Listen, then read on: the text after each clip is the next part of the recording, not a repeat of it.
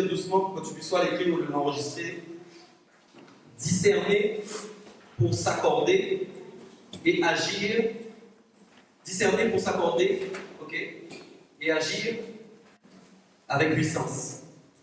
Ok, encore avec la puissance de Dieu. Donc il y a trois mots qui sont importants. Le fait de discerner, le fait de s'accorder et le fait d'agir. Ça va pour tout le monde? Discerner, s'accorder, agir. Ok? Ces trois mots sont importants. En fait, le fait de discerner, c'est le fait de voir les choses. Ok? Voir, ça veut dire quoi? Ça veut dire que nous ne voyons pas avec des yeux humains, mais nous voyons avec les yeux de Dieu. Ça, c'est très important. Ça veut dire que la personne qui a du discernement observe avant ce qui peut arriver, ou elle ne va pas se fier à quelqu'un qui lui sourit simplement, mais elle verra ce qu'il y a derrière le sourire. Tout le monde n'a pas la capacité de savoir ce qu'il y a derrière le sourire. Dans le monde dans lequel nous vivons aujourd'hui, il y a de beaux parleurs, vous savez. Les gens viennent parfois avec beaucoup de tchatch, beaucoup des fois de charisme, beaucoup des fois de paroles qui sont belles. Mais si tu n'as pas le discernement pour voir ce qu'il y a derrière, tu vas marcher, tu vas croire dans ce qu'ils te disent en fait. Donc c'est très important que chaque membre de l'Église ait du discernement et qu'il ne voit pas ce que ses yeux humains voient, mais qu'il voit ce qu'il y a dans le monde spirituel en fait. On se comprend? Et c'est très important dans l'Église parce qu'en fin de compte, si quelqu'un doit arriver dans l'Église, je ne peux pas par exemple moi décider de mettre n'importe qui au service. Quelqu'un peut arriver avec une belle voix et chanter très bien, peut-être même mieux que Céline Dion. Mais si je me fie à sa voix, ok, écoute, et que finalement quand je la mets dans la louange, je me rends compte en fait que c'est quelqu'un qui n'a aucune consécration, ou que c'est quelqu'un qui pêche tous les jours. Mais en fait c'est quelqu'un qui est là pour détruire la louange en fait. On se comprend? Donc ça veut dire que je ne peux pas me fier à la voix de la personne, mais je dois me fier à ce que Dieu va me montrer. Okay? Mais ça veut dire pour ça qu'il faut déjà que j'ai l'écoute de la voix de Dieu, que j'ai le moyen de voir aussi ce que Dieu voit. Parce que la grâce que nous avons aujourd'hui, qu'il faut comprendre, c'est que Dieu veut que nous voyions ce que lui, il voit, et que Dieu veut que nous entendions ce que lui, il entend.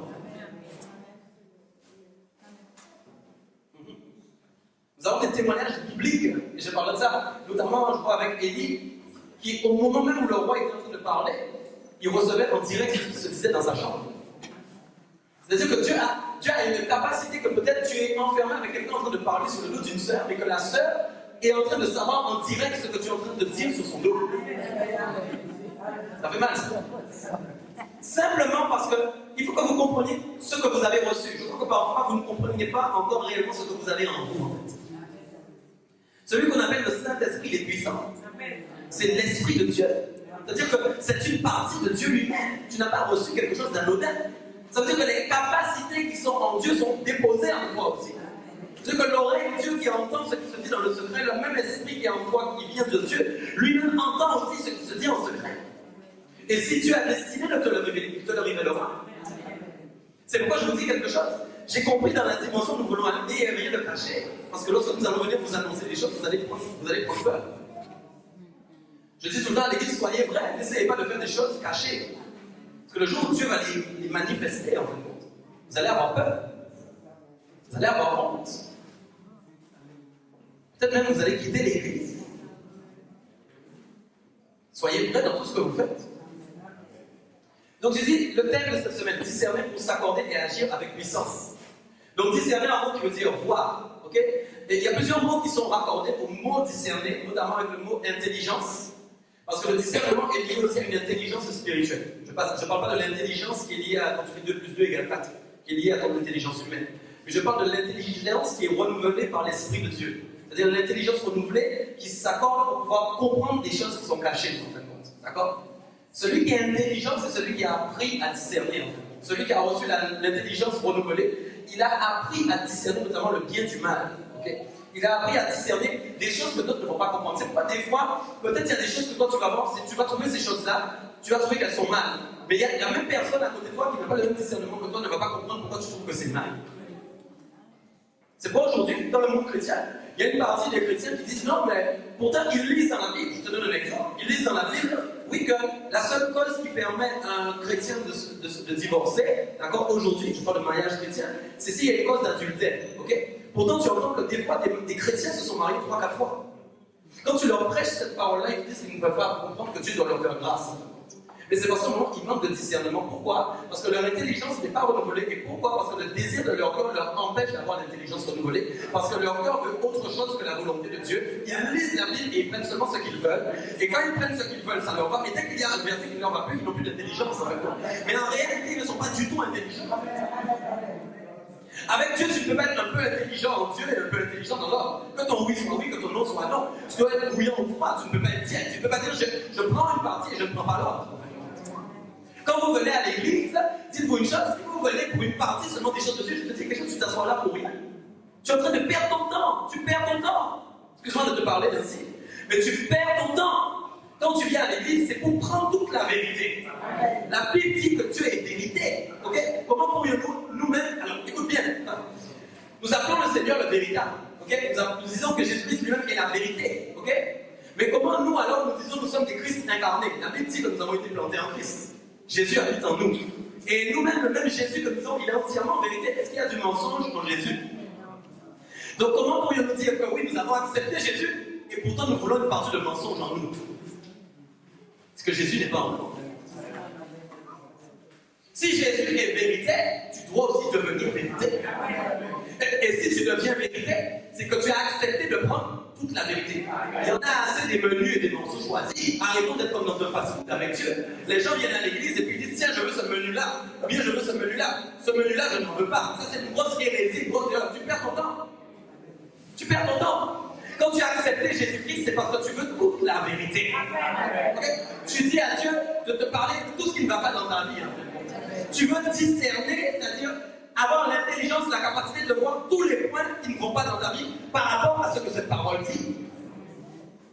Ok? Et le message que je t'explique ce soir est très important, il faut le comprendre quand je vais arriver samedi. Parce que là où je vais arriver avec vous, c'est ce que Dieu veut faire avec l'église en fin de compte, ici. D'accord? Il y a l'église avec un grand E, je l'ai dit, il y a l'église locale. Mais ce que Dieu veut faire avec cette église locale, c'est un réveil, je vous l'ai déjà expliqué. Mais pour qu'il y ait un réveil, il faut qu'il y ait ce qu'on appelle le fait de s'accorder. C'est pourquoi j'ai dit discerner, s'accorder et agir avec puissance. Pourquoi? La première chose, vous voyez la guitare qui est là, il y a 5 cordes sur une guitare. Ok? Si les 5 cordes ne sont pas accordées, je t'assure que quand je vais jouer, tu vas courir, tu diras je ne veux pas entendre la louange. Je peux accorder 4 cordes parfaitement. S'il y a une seule corde qui n'est pas accordée, tu ne pourras pas l'écouter. À cause d'une corde qui n'est pas accordée. Tu m'entends pas? Donc je vais t'expliquer quelque chose. Il y a eu un réveil qui a eu lieu notamment dans les Actes. Okay? Et on sait que ce réveil-là a eu lieu à cause de quoi? Parce qu'ils étaient unis. L'unité, c'est quoi? C'est le fait de s'accorder. Okay? Mais à un moment, Dieu a tout fait pour qu'il n'y ait rien qui vienne désaccorder. Ça veut dire qu'à un moment, pour qu'il y ait un réveil, il faut qu'il y ait vraiment une église qui est accordée totalement. C'est important ce que je vous dis. C'est pourquoi l'église reste accordée, Dieu va décider de surveiller l'église. Parce que le combat de Dieu maintenant pour l'église, je vais t'expliquer quel est ce combat. Le combat de Dieu maintenant pour l'église, c'est empêcher qu'il y ait une corde qui vienne désaccorder les autres cordes. Tu comprends ce que c'est? Je vous assure que c'est important ce que je suis en train de vous dire. C'est quoi on parle de discernement? Okay? Ce que Dieu est en train de nous dire ce soir, le réveil que je veux créer ici, il n'est pas possible en fin de compte qu'il y ait quelque chose qui vienne manifester un désaccord, c'est-à-dire une division en fait. Et c'est là où tu dois commencer à prendre peur. Parce que quand on commence à entrer dans cette dimension-là, j'ai compris que c'est une dimension dans laquelle Dieu est en train de nous amener. Les cœurs vont être amenés. Mais dans une autre dimension que nous n'avons jamais vécue, ça n'aura rien à voir. C'est une autre dimension. Pourquoi? À cause du réveil. Parce que Dieu a un plan à accomplir. Et qu'à cause de son plan, il va tout faire pour que rien n'empêche que son plan s'accomplisse. Okay? C'est pourquoi à un moment, les gens parfois viennent avec de mauvaises dispositions, mais le problème qu'il y a, c'est qu'ils savent pas qu'ils sont en train de se battre avec Dieu. Ils sont pas en train de se battre avec moi, ni avec le véritable en fait. Ils sont directement en combat avec Dieu. S'ils avaient compris ça, ils auraient peur.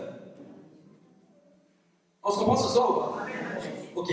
Alors, je veux lire quelques petites choses avec vous. 1 Chronique 28, allons-y. Et toi, Salomon, mon fils,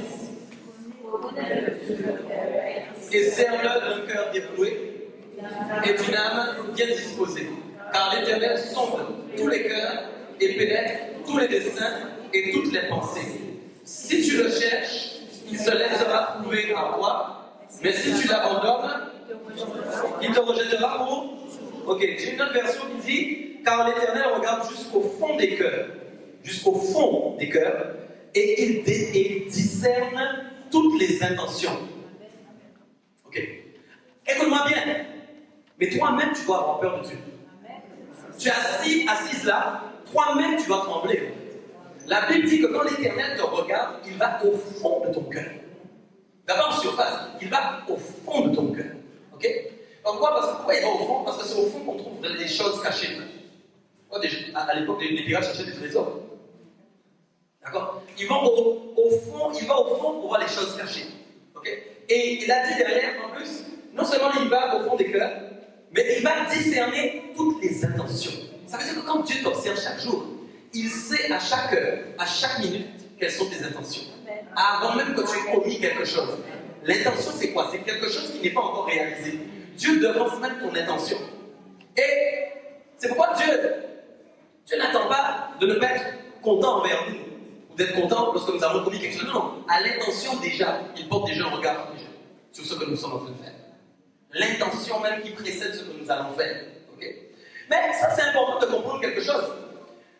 Comment David dit à son fils, écoutez-moi, David dit à son fils, l'Éternel regarde jusqu'au fond des cœurs, il discerne toutes les intentions. D'accord? Il dit, si tu t'attaches à lui, il interviendra en ta faveur. Mais si tu te détournes de lui, il te rejettera pour toujours. Il a dit quelque chose en premier. Apprends à bien connaître ton Dieu.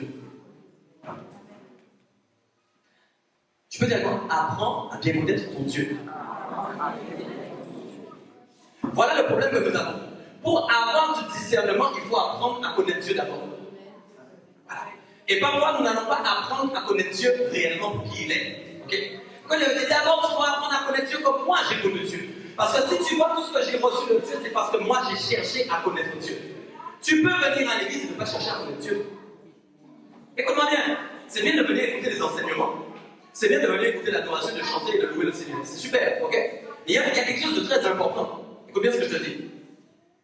Tu peux venir écouter des enseignements, mais quand tu es chez toi, quand tu es dehors, tu ne cherches pas à connaître Dieu. Ça ne va pas. L'enseignement, effectivement, va te servir, mais toi, personnellement, qu'est-ce que tu fais avec le Seigneur? Tu dois chercher à le connaître pour qui il est, d'accord? Et il y a quelque chose qui est important. Écoutez bien ce qu'il a dit. Si tu t'attaches à lui, il va intervenir en ta faveur. Mais si tu te détournes de lui, il va te rejeter pour toujours. Je vais vous expliquer quelque chose. C'est là où on voit comment la faveur de Dieu peut se manifester et quand la faveur de Dieu peut être bloquée. Écoute-moi, si une église a 100 personnes, mais que dans les 100 personnes, ok, il y a 99 personnes qui ont plein de bonnes intentions, Dieu ne va pas s'attacher à cette église. Dieu va dire à cette personne, je t'enlève de cette église et je détruis cette église. Vous n'avez pas compris? S'il y a 100 personnes dans une église, et qu'il y a 99 personnes dans cette église qui n'ont que des mauvaises intentions, qui ne cherchent pas à connaître Dieu, mais qu'il y a un seul qui cherche à connaître Dieu réellement, qui va enlever cette personne, le reste, il va laisser l'église se détruire. Mais écoute ce que je te dis, c'est sérieux ce que je te dis.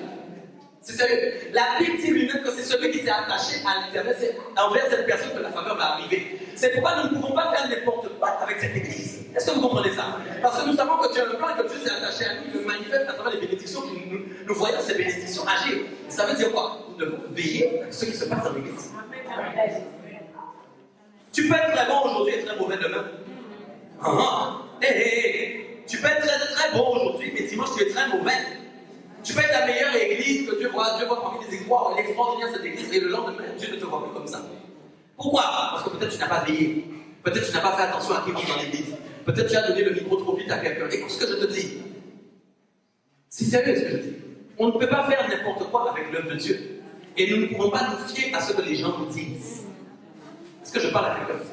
Et ça doit te servir pour ta vie personnelle. J'ai compris pendant que je préparais ce message une chose importante. Selon la personne avec qui tu t'attaches, la faveur de Dieu sera plus ou moins dans ta vie. Amen. Je vais t'expliquer. Plus tu t'attaches avec des personnes qui cherchent à connaître Dieu, plus la faveur de Dieu va être déposée dans ta vie. Amen. Plus tu t'attaches avec des gens qui ne cherchent pas à connaître Dieu, moins la faveur de Dieu va être présente. Moi, je te le dis. Ne t'attache pas à n'importe qui. L'Éternel même cherche à s'attacher à des gens qui cherchent à faire sa volonté. Donc toi aussi, tu dois t'attacher à des gens qui cherchent à faire la volonté de Dieu. Tu ne peux pas t'attacher avec des gens qui ne veulent pas faire la volonté du Seigneur. Jésus lui-même avait dit quelque chose d'important lorsqu'il avait dit, oui, mais tes frères et tes sœurs t'attendent. Okay, il avait dit, qui sont mes frères et sœurs? Okay. Ce sont seulement ceux qui font la volonté de mon Père. Si toi tu dis ça à ton frère de sang aujourd'hui ou à ta sœur de sang, elle ne va pas le comprendre, elle va mal le prendre. Elle va dire, moi tu es dans une secte. Et oui. Est-ce que tu comprends? Parce que c'est seulement que celui qui est exercé au discernement qui peut comprendre ces choses-là. notre manière de vivre et notre manière de voir en communauté. Nous devons aimer notre Église parce que le Seigneur est avec nous, mais nous devons veiller sur l'Église surtout. Ok? Je veux lire aussi Matthieu 12, 46 à 50. J'avais noté le cœur bon s'attache au cœur bon, le cœur mauvais s'attache au cœur mauvais. Ça, c'est important. Amen. Pendant que Jésus parlait encore à la foule, ce que je voulais lire avec nous. Voici que sa mère et ses frères se tenaient dehors, cherchant à lui parler. Quelqu'un va lui dire, ta mère et tes frères sont là. Ils cherchent à te parler. Mais Jésus lui répondit, qui est ma mère et qui sont mes frères? Désignant ses disciples d'un geste à la main, il ajouta, ma mère et mes frères, les voici. Car celui qui fait la volonté de mon Père Céleste, celui-là est pour moi un frère, une sœur, une mère. La parole est à Dieu. La parole est Dieu. Tu imagines que ton frère et ta soeur sont là debout dans la salle et qu'on vient t'appeler et on te dit ton frère veut te parler. Et que toi tu regardes des gens, des étrangers, au fond là. Et tu les nommes et tu dis non. C'est voilà mon frère, voilà ma soeur. À cause d'un fait. Ceux qui font la volonté de mon Père. Jésus est en train de dire en fin de compte, je ne peux pas m'attacher à n'importe qui. Je dois m'attacher à ceux qui aiment réellement Dieu. Parce que moi-même, j'aime le Père et le Père m'aime. Je suis dans le Père et le Père est en moi. Et donc, ceux qui sont avec moi doivent aussi aimer Dieu comme moi j'ai aimé Dieu. Est-ce que nous sommes d'accord? Parce que je souhaite que le Père soit en eux comme le Père a été en moi. C'est le désir de Dieu. C'est le désir de Jésus-Christ. Amen. Donc, nous devons faire attention à qui nous nous attachons. Okay? Parfois, nous nous attachons à des personnes qui ne nous font pas avancer. Je vous assure que c'est la vérité. Et parfois, on s'en rend compte beaucoup trop tard, en fin de compte. Okay? Il est important que nous soyons attachés à des gens que Dieu a mis vraiment sur notre route et qui ont vraiment le même désir du cœur, c'est-à-dire faire la volonté de Dieu, plaire à Dieu, obéir à la parole de Dieu. Amen. Et j'avais lu quelque chose samedi, je voulais revenir dessus parce que j'ai trouvé ça vraiment très important et très intéressant de la part de Dieu. Proverbe 9, 7, 10. Proverbe 9, verset 7 à 10 nous dit, corriger un moqueur, c'est s'attirer la confusion. Celui qui reprend le moqueur, allez-y, s'attire le dédain. Et celui qui corrige le méchant, donc ça c'est important. Il est en train de dire, mais écoute, peut-être toi tu as un cœur bon, toi qui es dans la salle là, tu as un cœur bon, ok? Et tu aimes la parole de Dieu, tu aimes la vérité, tu n'aimes pas le mensonge. Et quand tu vois quelqu'un qui est en train de faire des choses qui ne sont pas à la gloire de Dieu, notamment que ce soit un moqueur, que ce soit quelqu'un de méchant, tu as envie de le reprendre parce que tu te dis, mais attends, qu'est-ce qu'il est en train de faire? Salomon m'a dit, mais attends, celui qui reprend le moqueur va faire quoi? Il va s'attirer le dédain. Ok? Et celui qui corrige le méchant, il va faire quoi? Il va recevoir un outrage. C'est la suite. Ne reprends pas le moqueur, de crainte qu'il ne te haïsse. Reprends le sage. Il est en train de dire, tu ne peux pas t'attacher à n'importe qui. Tu sais quoi? Vous n'avez jamais remarqué que des fois vous essayez de changer des gens, mais les gens ne changent jamais. Vous voulez changer des gens, mais vous ne pouvez pas changer les gens. Mais écoute-moi, si tu n'es pas enseignable, j'ai rien à faire avec toi. Tu viens à l'église, mais moi c'est mon fonctionnement. Si Dieu me dit quelque chose et que je te prends un rendez-vous, et ça m'est déjà arrivé, que je commence à parler avec toi, je vois que tu n'es pas enseignable, j'arrête le rendez-vous. Illico presque. Je te dis, écoute-moi bien, on va s'arrêter là parce que tu n'es pas enseignable. Donc si tu n'es pas enseignable, je perds mon temps. Parce que je vais essayer de te reprendre sur des faits que tu ne veux pas entendre, et au contraire, tu vas être aigri après moi. Et comme je n'ai pas envie que tu sois aigri après moi, je ne peux pas m'arrêter là. Je veux parler à des gens qui sont enseignables. Oui. Donc, si tu es sage, cherche des sages à enseigner. N'essaye pas de convaincre le méchant de devenir bon. Il n'y a que Dieu qui peut transformer le cœur du méchant en bon. Tu n'es pas Dieu. À la limite, si tu veux faire quelque chose, prie pour lui. Mais n'essaye pas de le changer. Mais au contraire, tu vas attirer des problèmes que tu n'aurais pas dû avoir. Pourquoi tu cherches des problèmes? Parce que parfois, nous n'avons pas encore un usage, nous n'exerçons pas assez bien le discernement de la parole de Dieu. C'est-à-dire de connaître le caractère de Dieu pour savoir comment Dieu, lui, il aurait agi dans la situation précise. Souvent, nous allons banco comme ça, nous ne réfléchissons même pas. Et nous fonçons droit dans le mur. Est-ce qu'on se comprend? Quand nous sommes une église forte et que nous sommes une église unie et soudée, s'il y a quelque chose qui entre et que Dieu nous a déjà averti, nous n'allons essayer de mettre personne dehors. Non, Dieu le fera lui-même. Mais déjà, tu n'auras aucun rendez-vous. Et quand tu seras fatigué d'essayer de prendre des rendez-vous, je ne prendrai pas rendez-vous avec toi. Est-ce qu'on se comprend? Nous devons laisser Dieu faire le travail. J'ai pas envie d'avoir de problème. J'ai pas envie d'être en conflit avec personne. La Bible m'a dit, force-toi d'être en paix avec tous. La Bible dit, force-toi d'être fâché avec tout le monde. Ok? Non, non, non. C'est Dieu même qui fera le travail. Et il dit encore, on reprend le sage et il te doit. Moi, j'ai envie de recevoir de l'amour. Je ne vais pas perdre mon temps. Je vais parler avec des gens qui veulent être enseignés et qui vont dire, oh, pasteur, oh, amen, nous sommes en accord, toi et moi. Et donne au sage et il deviendra plus sage. Alors voilà. Alors c'est là où, vous voyez, nous n'avons qu'une connaissance des fois. Nous perdons du temps à vouloir changer des méchants que nous ne pouvons pas rendre bons parce qu'il n'y a que le Saint-Esprit qui peut les rendre bons. Alors que derrière, Dieu nous appelle en fait à rendre le sage plus sage. Quelle perte de temps. Je préfère prendre du temps à te rendre plus sage. Oh, moi, je suis béni. Il y a certains rendez-vous, quand je sors de certains rendez-vous avec des gens, je suis tellement heureux du rendez-vous. Mais il y a d'autres, je me dis, mais j'ai perdu mon temps, mais je ne veux plus le voir. Désolé de parler ainsi, mais parce que la personne est braquée, que la personne ne veut rien entendre, et que tu auras beau parler de 10 ans, ça ne changera rien. C'est pas la peine. Moi, je veux parler avec des gens qui veulent grandir, et je suis heureux de savoir que nous avons eu un rendez-vous que derrière, nous avons créé quelque chose de meilleur. Ok? Mais comprends une chose, peut-être dans l'église, il y a des gens qui veulent rendre les choses meilleures, mais il y a des gens qui arrivent, ils ne sont pas là pour rendre les choses meilleures, mon frère. Ils sont là pour rendre les choses plus pénibles. Eh oui!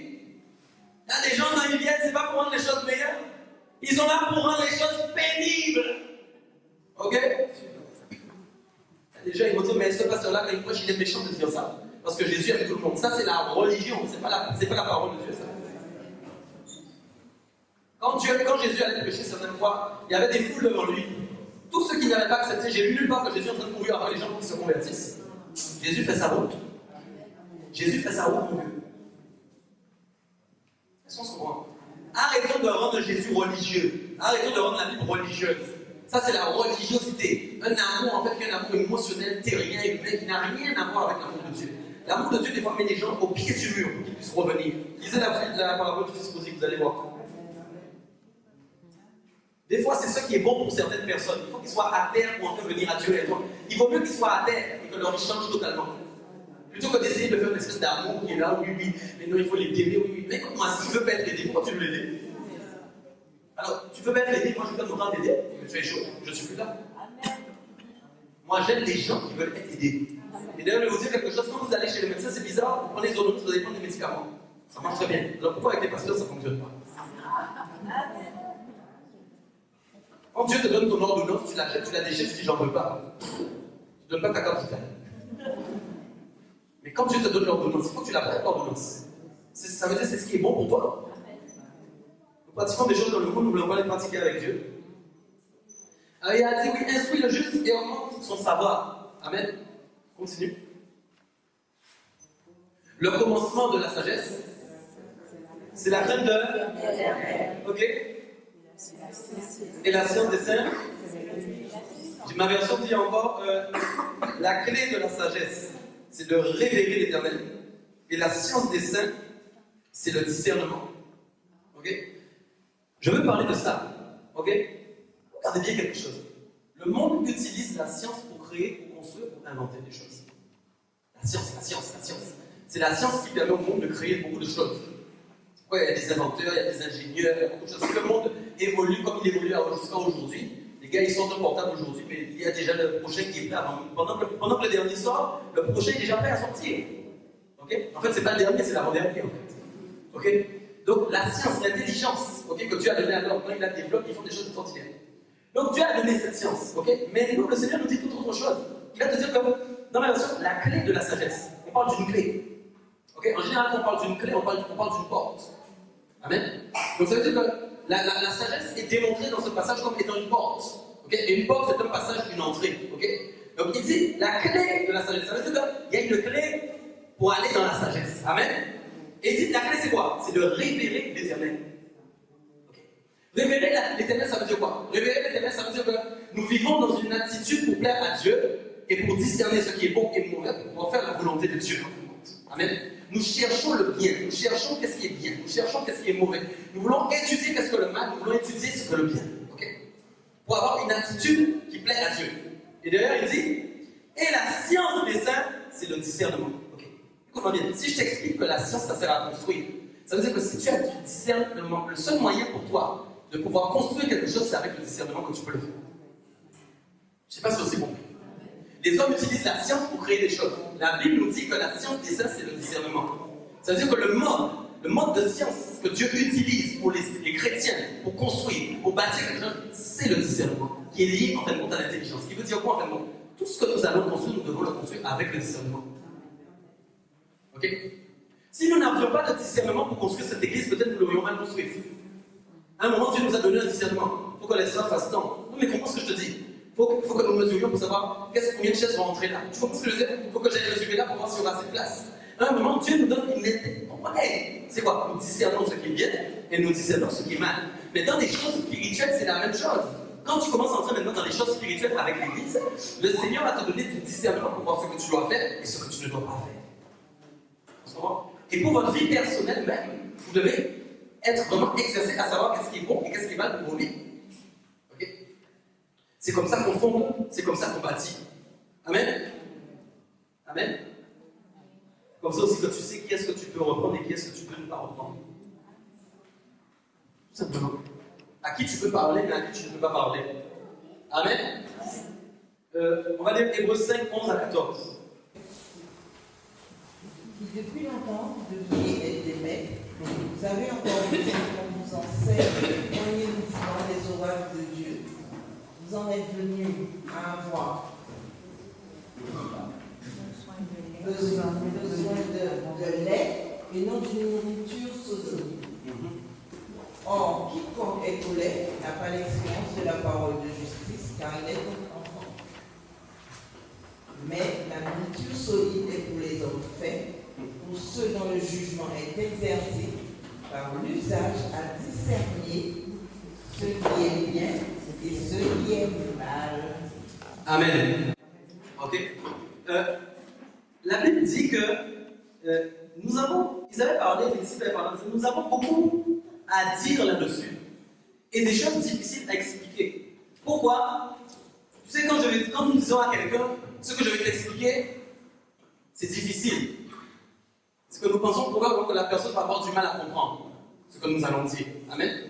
Et ils avaient dit pourquoi il y a une raison qui fait qu'aujourd'hui les choses étaient difficiles à expliquer. Parce que vous êtes devenus lents à comprendre. Et regardez, vous en effet qui depuis longtemps deviez être des maîtres, vous avez encore besoin qu'on vous enseigne les premiers rudiments des oracles de Dieu. Ça veut dire quoi? Quand Dieu dit qu'il y a longtemps qu'on aurait dû être des maîtres, ça veut dire qu'il y a longtemps, en fin de compte, qu'on aurait dû dépasser le stade où nous sommes actuellement. Comprenez bien. Et le stade dont il parle, qui est le plus important, c'est le stade du discernement. Qui veut dire une capacité spirituelle à réellement savoir où est le mal et où est le bien. C'est très important. Pourquoi des fois beaucoup de ministères ou beaucoup d'églises vont échouer? Vous savez pourquoi? Parce qu'il y a un problème de discernement. Est-ce que vous comprenez? Quand il y a un problème de discernement, il va y avoir ce qu'on appelle le dérèglement. Des choix qui ne devaient pas se faire encore vont se faire. D'accord? Des fois, une seule action que tu as fait trop tôt te fait échouer. C'est la vérité ce que je vous dis. Des fois, une seule action que Dieu ne t'a pas dit encore d'accomplir, tu l'as fait, tu vas échouer à cause de cette action-là. Ok? Nous devons avoir une capacité de discerner réellement la volonté parfaite de Dieu pour nos vies. Le thème de cette année, c'est la révélation. Ok? Mais ce n'est pas une révélation pour Dieu, nous avons des révélations de la parole, non. C'est la révélation de Dieu pour ta vie. Parfois, nous allons être ballottés dans plusieurs choix. Dans tous les choix qu'il y a devant toi, toi-même, tu n'arrives même pas à savoir quel est le bon choix. Alors tu dis, il faut que j'appelle le pasteur pour qu'il prie pour moi. Mais parfois, le pasteur même ne va rien savoir parce que Dieu va dire, non, non, non, j'attends que tu ailles chercher à me connaître d'abord, pour que je puisse te répondre à ton direct. Pourquoi tu veux chercher un intermédiaire? Parfois, moi, je suis dans l'ennemi, j'ai envie de dire quelque chose, mais je n'ai pas de réponse. Est-ce que vous comprenez? Dieu ne m'a pas donné toutes les réponses aux serviteurs. Non, parce que Dieu veut que tu puisses le chercher pour avoir des réponses. Au lieu de trouver des chemins faciles, allez chercher des chemins qui sont difficiles. C'est là où la gloire de Dieu va se manifester. Là où il faut payer des prix pour chercher Dieu. Là où il faut patienter pour avoir une réponse. Là où il faut attendre longtemps pour savoir quelle est la volonté de Dieu. Ce sont ces chemins-là que Dieu veut. Les gens n'aiment pas trop ça. C'est ce genre de chemin que le Seigneur apprécie. Et il a dit autre chose. Vous en êtes venus à avoir besoin de lait et non de nourriture solide. Donc en fin de compte, c'est triste. C'était un peuple, en fin de compte, je ne parle pas de nous ce soir spécialement parce que je crois que Dieu veut nous donner une nourriture solide. Mais ce peuple-là à qui était adressée la lettre disait, mais en fin de compte, on a envie de vous prêcher autre chose, mais vous ne méritez pas autre chose. Ça, c'est Dieu, ça. En gros, pourquoi? Parce que vous êtes à un stade, en fin de compte, tout ce ce qui vous intéresse, en fait, c'est des choses faciles. Quand Dieu dit, en fait, je ne vais pas vous donner des enseignements plus solides, c'est parce qu'il a affaire à un peuple des choses faciles. Les choses faciles, c'est je claque les doigts, j'ai ce que je veux avec Dieu. Je veux comprendre juste des choses simples de la parole de Dieu. Ok? Parfois, les gens qui viennent à l'église, ok? Ils sont en situation de désobéissance par rapport à la parole de Dieu, mais ils sont là, ça ne les gêne pas. Ils écoutent les enseignements, ils sont dans l'église, mais rien ne les gêne. Ils sont dans leur péché quotidien, il n'y a aucun problème. C'est pas normal ça. Comment veux-tu après que Dieu veut te donner lui-même autre chose? Tu es appelé à recevoir autre chose, mais tu empêches Dieu de te donner autre chose. Quelle tristesse. Peut-être que tu es dans l'église là, Dieu veut te donner autre chose, mais tu empêches Dieu de te donner autre chose. C'était ça qu'il leur avait. Dieu avait le désir de leur donner une nourriture solide. Ils ne pouvaient pas. Ils ne pouvaient pas. Parce que quand ils voyaient l'état de leur cœur, c'est-à-dire que je veux en profondeur. Okay? Quand je vois le désir de leur cœur, quand je vois ce qu'ils veulent, quand je vois ce qu'ils comprennent, je ne peux pas leur donner plus. Ok? Vous ne pouvez pas venir à l'église, entendre des enseignements et rester dans des pratiques de péché. C'est pas possible ça. Vous ne pouvez pas entendre des prêches sur le mariage, des prêches sur le concubinage. Mais il y a un problème. Il y a un problème dans ce que vous faites. Vous ne pouvez pas entendre, il ne faut pas mentir et vous avez une vie de mensonge tous les jours. Non mais est-ce qu'on est d'accord? Peuple de Dieu, Dieu ne va pas te donner autre chose alors que ça ce sont les rudiments. Les rudiments c'est quoi? C'est quand Dieu t'a appris d'abord à ne plus pécher. Écoute-moi, les rudiments c'est quoi? C'est quand tu as appris, oui, il ne faut plus pécher. C'est ce que Dieu t'a appris en premier. Ne mens plus, tu as compris que tu ne pouvais plus mentir. Ne sois pas infidèle avec Marie, tu as compris qu'il ne fallait plus le faire. Est-ce qu'on est d'accord, peuple de Dieu? C'était les rudiments, c'est la base, c'est avec ça que Jésus est venu te chercher. Mais comment Dieu va te donner autre chose si tu es dans ça toujours? Il n'y aura rien de plus. Ta vie sera la même. Ta vie ne va pas progresser. Est-ce qu'on se comprend? Pour que ta vie progresse, il faut que tu sois vraiment, que Dieu voit à travers ta vie, que réellement, les rudiments, tu les as compris et tu les accomplis dans ta vie de tous les jours. Okay? Le Seigneur va parler de quelque chose. Pourquoi? Je vais parler de ça bientôt par rapport au fruit de l'esprit. Je vais parler de ça par rapport justement. Pourquoi vous ne grandissez pas et pourquoi parfois vous ne discernez pas? Il y a des gens, en fait, quand la Bible parle des fruits de l'esprit en Galates. Okay? Et j'ai compris que les fruits de l'esprit représentent bien, on parle de fruits, les fruits de l'esprit représentent bien, en fin de compte, les nouveaux actes à accomplir par le chrétien. Ce sont des nouveaux actes que le chrétien qui a reçu le Saint-Esprit peut accomplir dans sa vie. Okay? Mais à un moment, si quand tu lis ces fruits de l'esprit, il y a des choses qui ne sont pas en toi, c'est parce qu'à un moment, il y a une désobéissance quelque part. Vous comprenez bien ce que je vous dis?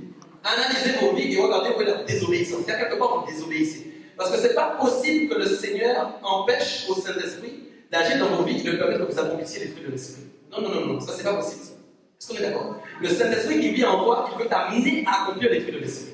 Les fruits de l'Esprit doivent être vivants en toi. Tu dois être bon, tu dois être amour. La Bible ne peut pas dire que le fruit de l'Esprit c'est l'amour que tu es tout le temps fâché avec quelqu'un. La Bible dit que le fruit de l'Esprit c'est l'amour, mais tu es en colère avec tout le monde. Il y a un problème. Non mais est-ce que tu comprends? Dès que tu parles avec quelqu'un, il y a un problème. Non mais c'est qu'il y a une désobéissance dans ta vie. Il y a quelque chose qui ne va pas. Réellement. Donc c'est pourquoi c'est important que vous-même soyez conscient de l'état de votre vie, pour que vous puissiez vraiment avancer, que Dieu vous donne autre chose. C'est comme si Dieu est là avec un cadeau, il attend, en fait. Il le tend vers toi, et il attend. Amen. Et il dit donc, or quiconque en est au lait n'a pas l'expérience de la parole de la justice, car il est un enfant, mais la nourriture solide est pour les hommes faibles. Qu'est-ce que c'est un homme faible pour Dieu? Okay, on peut dire oui. Vous savez, quand quelqu'un commence à avoir des cheveux blancs, là, j'ai vu quelques petits qui sont sortis. Les gens disent dans le monde, oui, c'est le début de la sagesse. Amen. Mais ça, moi je ne crois pas du tout. Je peux avoir 25 ans et être sage comme tu veux que c'est sage. Il n'y a pas d'âge pour ça. Okay, Paul avait dit à Timothée, surtout que personne ne fait sa jeunesse, montre à quel point tu es en train vraiment de grandir, que tes progrès soient visibles de tous. Pour prouver que même un homme de 25 ans, ou de 30 ans, ou de 36 ans, je ne sais rien, peut avoir la sagesse de Dieu. Ce n'est pas une question d'âge, en fin de compte. C'est une question de cœur. De disposition de cœur, de comment tu veux servir Dieu. Et il a dit, mais alors l'homme fait selon Dieu, c'est pas les cheveux blancs qui font de l'homme fait, c'est celui qui a un jugement exercé à quoi? Qui a été exercé à l'usage de discerner ce qui est bien de ce qui est mal. On parle d'exercice. Exercice de quoi? C'est quelqu'un qui a pris l'habitude de juger de ce qui est bien et de ce qui est mal. Mais il y a des gens qui ne s'exercent jamais à savoir ce qui est bien et ce qui est mal. C'est quand ils font mal qu'ils disent, ah, c'est peut-être mal. Pas pareil ça. Mais n'attends pas d'avoir fait mal pour dire, mais oui, mais pasteur, tu as raison, c'est mal ce que j'ai fait. Ok? Ou n'attends pas que Dieu te donne un coup de bâton pour dire, waouh, ce que j'ai fait, c'est mal en fait. Non. Dieu veut que tu t'exerces à discerner ce qui est bien, ce qui est mal. Donc ça se fait en amont de faire l'action. C'est pas la même chose. Je pense que des fois, nous ne comprenons pas les versets de la même manière. En fait. Les gens parfois sont là, le péché est à leur porte, la tentation est là, et puis ils sont là pour dire bon alors, quand est-ce qu'on bosse ensemble en fait? Quand est-ce qu'on bosse ensemble? C'est sérieux ce que je suis en train de vous dire. Alors que réellement, vous devriez dire oh, la parole dit en fin de compte que Dieu m'a donné le Saint-Esprit. Et que le Saint-Esprit, en fait, quand Dieu dit lui-même qu'il discerne en fin de compte lui-même le cœur de l'homme. D'accord? Ça veut dire que le Saint-Esprit qui est en toi a la même capacité que Dieu a de discerner ce qu'il y a dans le cœur de l'homme. Donc au moment où le Saint-Esprit va commencer à lui dire, mais maintenant vois cette chose-là, c'est bien ou c'est mal? Le Saint-Esprit va te répondre. Tu seras convaincu de si c'est la direction ou si c'est pas la direction. Et tu vas dans la chose et te dire, ok, c'est non. Mais si tu ne le fais jamais, si tu ne l'expérimentes jamais, ce sera toujours qu'après avoir fait l'action que tu verras si c'est bien ou c'est mal. Résultat, tu seras tout le temps dans une repentance qui ne s'arrête jamais de Seigneur, j'ai encore péché. Seigneur, je te demande encore pardon. Mais combien de temps ça va durer en fait? Je sais que Dieu pardonne. Je sais que Jésus pardonne. Mais quand même, n'en faisons pas non plus une boîte à pardonner. Non, mais est-ce que vous comprenez? Une moulinette. Pardonne-moi. Lundi, mercredi, pardonne-moi. Jeudi, pardonne-moi. Vendredi, pardonne-moi. Dimanche, pardonne-moi. Est-ce que vous comprenez ça? Mais je pense qu'à un moment, il va lui des bouquets, c'est plus en mode. Non, exercez à discerner ce qui est bien de ce qui est mal. L'Esprit dit, la Bible, vous savez, nous ne savons pas que Dieu. La Bible nous dit que Dieu discerne les intentions. Ça veut dire quoi? Intention, c'est quoi? J'ai dit quelque chose qui doit se faire avant. Le Saint-Esprit va te communiquer avant même quelque chose, tu vas savoir ce qui peut avoir lieu si tu fais telle chose. Je ne sais pas si on s'est compris. Mais écoute, je prends le cas des hommes, des fois c'est leur difficulté, ok? Amen. Tu es marié et une belle femme qui est devant toi. Peut-être tu dis, ouais, elle est belle, mais en fait, mais je sais que moi j'aime ma femme. Ah oui, mais quoi tes capacités toujours? Je sais que moi j'aime ma femme, donc je sais que je ne vais rien avoir. Ah non, je suis fort, ok? Mais l'Esprit de Dieu, si tu as l'habitude d'exercer l'Esprit, écoute bien ce que je dis. Je te conseille de ne pas fréquenter cette personne du tout. Peut-être la personne va te trouver méchant. Mais merci Seigneur parce que l'Esprit, lui, il sait qu'est-ce qui va se passer dans 6 mois. Qu'à telle heure, si tu la fréquentes, tu seras dans sa chambre. Oui, c'est sérieux ce que je vous dis. Nous avons un esprit qui vient analyser les intentions. Vous ne l'utilisez pas. Oh, c'est dommage. Est-ce que vous comprenez ça? Les gens disent oui, quand tu fuis, c'est une honte. Tu as honte. Mais ayez honte plutôt. Il vaut mieux avoir honte que de pécher. Est-ce que vous comprenez? C'est beaucoup mieux, je pense. Ok? Exercez-vous à discerner ce qui est bien de ce qui est mal. Ok?